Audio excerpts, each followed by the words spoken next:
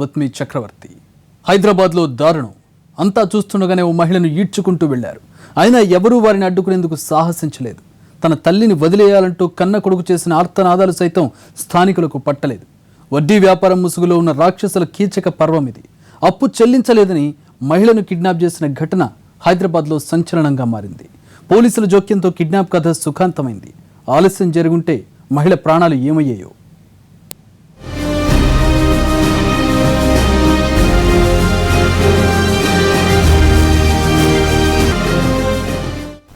Hyderabad అంబర్పేటలోని Durgabai Deshmukh colony అది.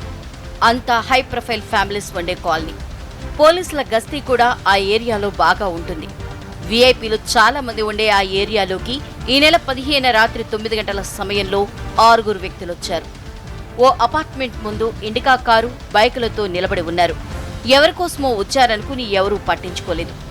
ఇంతలోనే ఓ అపార్ట్మెంట్లోంచి పని ముగించుకుని బయటకొచ్చిన నాగమణిని ఆ 6 వ్యక్తులు చుట్టుముట్టారు.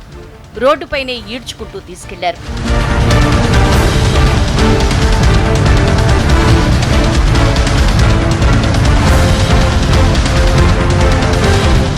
అంతకుముందే ఆమె కుమారుడు వర్షిత్ను ఇంట్లోంచి తీసుకొచ్చిన వ్యక్తులు తన తల్లి పనిచేసే అపార్ట్మెంట్ చూపించాలని భయపెట్టారు.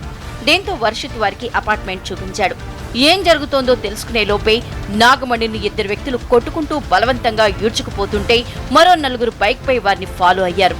తన తల్లిని కాపాడండి అంటూ 15 ఏళ్ల వర్షిత్ అరుచుకుంటూ రోడ్డుపై పరుగులు పెట్టినా ఏ ఒక్కరూ బయటికి రాలేదు. ఆ మహిళను కాపాడనూ లేదు. ఈ దృశ్యాలన్నీ సీసీ కెమెరాలో రికార్డయ్యాయి.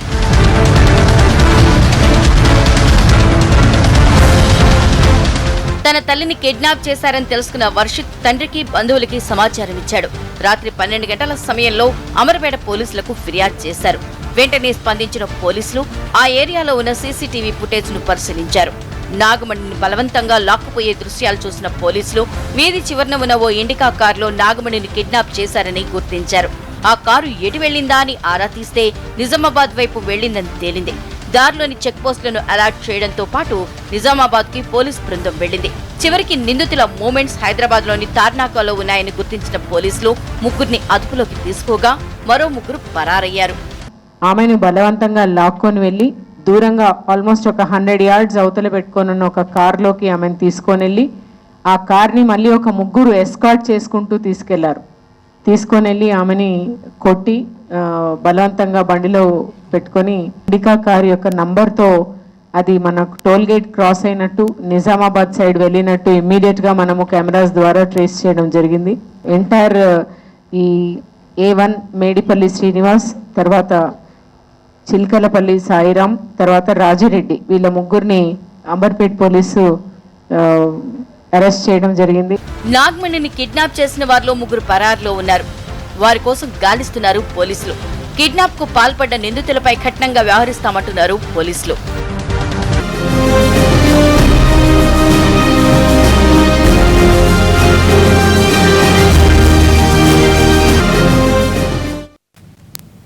అసలు ఎవరు వాళ్ళు? ఆమెను ఎందుకు కిడ్నాప్ చేశారు? ఎక్కడికి తీసుకెళ్లాలనుకున్నారు? ఈ ప్రశ్నలకు సమాధానం తెలుసుకుని షాక్ అయ్యారు పోలీసులు. హైదరాబాద్లో వడ్డీ వ్యాపారులు ఎంతకు తెగించారో అర్థం చేసుకోవడానికి ఈ దారుణమే ఉదాహరణ.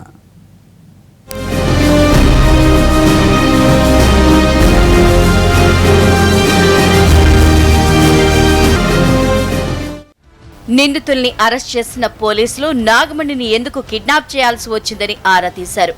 వడ్డీ వ్యాపారమే నాగమణి కిడ్నాప్ కు కారణమైందని గుర్తించారు. పోలీసులు వెనక ఉన్న ఈ 3 శ్రీనివాస్, సాయిరాం, రాజిరెడ్డి. క్యాబ్ డ్రైవర్ గా పనిచేస్తున్న శ్రీనివాస్ నాగమణి భర్త శ్రీనివాస్ కు 4 లక్షల రూపాయలు వడ్డీకిచ్చాడు. నాగమణి దంపతులు అంబర్పేట డీడీ కాలనీలోని ఓ ఇంట్లో అద్దెకుంటున్నారు.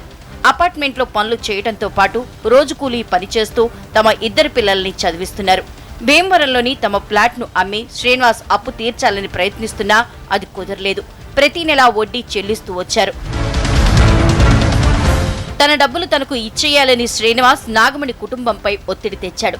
ఇప్పట్లో ఇచ్చుకోలేమని చెప్పినా వెళ్లేదు. నాగమణిని కిడ్నాప్ చేస్తే ఆమె భర్త ఎలాగైనా అప్పు తీరుస్తాడని ప్లాన్ వేసిన వడ్డీ వ్యాపారి శ్రీనివాస్ తన బంధువులు, స్నేహితులతో స్కెచ్ వేశాడు. వ్యాపారి కొడుకు కూడా కిడ్నాప్ ఎపిసోడ్ లో ఇన్వాల్వ్ అయ్యాడు. అందరూ కలిసి నాగమణిని కిడ్నాప్ చేశారు.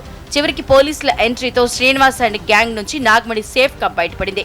వీళ్ళు వారానికి ఒకసారి వచ్చి ఒక 2-3 వేసుకొని ఇక్కడికి వచ్చి ఆయనను అడిగిపోతూ ఉన్నాడు. నేను ఇచ్చే పరిస్థితుల్లో లేను, నేను లాసెస్లో ఉన్నానని ఈయన చెప్పడము. 1,00,000 రూపాయలు రిటర్న్ చేసిండ్రు, మిగిలినది ఇంకా రిటర్న్ చేయాల్సి ఉంది. ఈ ప్రాసెస్లో ఎంత మేము ఫోర్స్ పెట్టినా ప్రెషర్ పెట్టినా అతను తిరిగి ఇవ్వటం లేదు అని, అతను లేని టైంలో రావడము కావాలని, అతను లేడని తెలుసు, కాకపోతే కన్ఫర్మేషన్ చేసుకొని ఆమెను ఏదైనా కిడ్నాప్ చేసి కొంచెం ఫోర్స్ చేస్తే ఇస్తారన్న ఉద్దేశంతో వీళ్ళు ఒక 3 అసోసియేట్స్ని జమ చేసుకొని అతను రావడం జరిగింది. అప్పు ఇచ్చి సమయానికి వడ్డీ తీసుకున్న వ్యాపారి బాకీ చెల్లించలేదని మహిళను కిడ్నాప్ చేసిన ఈ ఘటనని పోలీసులు సీరియస్ గా తీసుకున్నారు. ఫైనాన్షియర్ల వేధింపులు ఎవరికైనా ఉంటే తమను సంప్రదించాలంటున్నారు. అన్నది వాస్తవమే, ఖచ్చితంగా it's a serious thing. Wear ever there is huge amounts of interest collection and all that, we will definitely take it seriously. But ఏమంటే వేరే ఉద్దేశం లేకుండా నిజంగా ఎక్కువ బాధిస్తున్నారు, కంటిన్యూస్ కంప్లైంట్స్ ఉన్న వాళ్ళ మీద, అంటే అన్ఆథరైజ్డ్ కంప్లైంట్స్ ఉన్న వాళ్ళ మీద somebody should come forward and give the complaint with evidence. బాధితులు కంప్లైంట్ చేయగానే పోలీసులు వెంటనే స్పందించడంతో నాగమణి సురక్షితంగా బయటపడింది. లేకపోతే ఈ వడ్డీ రాక్షసులు ఎంతకు తెగించేవారు. వడ్డీ రాక్షసుల రెచ్చిపోయిన తీరు హైదరాబాద్ లో సంచలనంగా మారింది. డబ్బుల కోసం ఎంతటికైనా తెగిస్తారనడానికి ఈ ఘటన నిదర్శనంగా మారింది.